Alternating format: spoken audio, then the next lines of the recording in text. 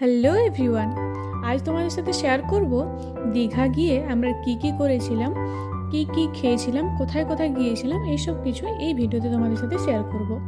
তো আমরা গিয়েছিলাম অনেকজন মিলে একটা বাসে করে।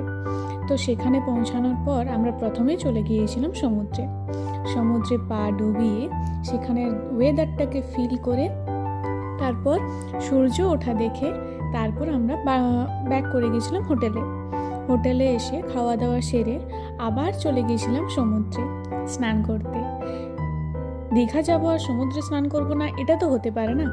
এই ভিডিওটা যদিও পুরনো ভিডিও, আগের ভিডিও ছিল যেটা তোমাদের সাথে আমি শেয়ার করছি এখন। আমরা গিয়েছিলাম অনেক দিন আগে। যা এখানের ওয়েদারটা জাস্ট দেখো, সেই ছিল। আর এটা ছিল আমার দিদি। প্রথমবার সমুদ্রে গিয়েছিলাম, তো সমুদ্রে যাওয়ার যে আনন্দটা সেটা তোমাদের বলে বোঝাতে পারবো না। সকলে খুব আনন্দ করেছিল জলে নামার পর। এই ঢেউগুলো যখন গায়ে এসে লাগছিল তখন আলাদাই একটা মজা লাগছিল। ফোন নিয়ে যেতে খুবই ভয় লাগছিল, তাই আমি সামনে দাঁড়িয়ে ভিডিওগুলো করছিলাম। এগুলো তো মেমোরি হিসেবে রেখে দিতেই হয়। আমি ভাবলাম এটা তোমাদের সাথেও আজ শেয়ার করি।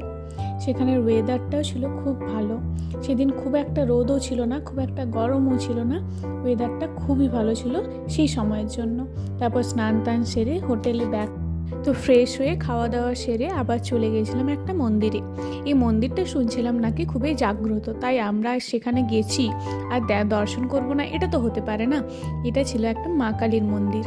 তো আমরা ওখানে গিয়েছিলাম স্নান টান সেরে কমপ্লিট করে একদম রেডি হওয়ার পর মন্দিরটা দেখতে গেছিলাম। জায়গাটা ছিল খুবই সুন্দর। এখানে থাকারও নাকি ঘর ছিল।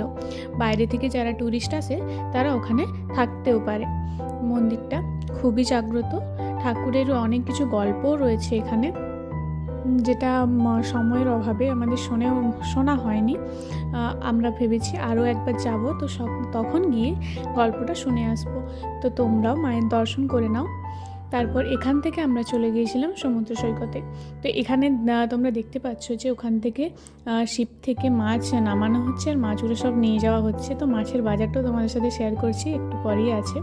তো এখানে এই দেখো সেই মাছের বাজারটা, বিভিন্ন ধরনের শুটকি মাছ ছিল, কিন্তু ওখানের গন্ধে আমার মাথা জাস্ট ধরে গিয়েছিল। খুব তাড়াতাড়ি ওখান থেকে বেরিয়ে পড়েছিলাম।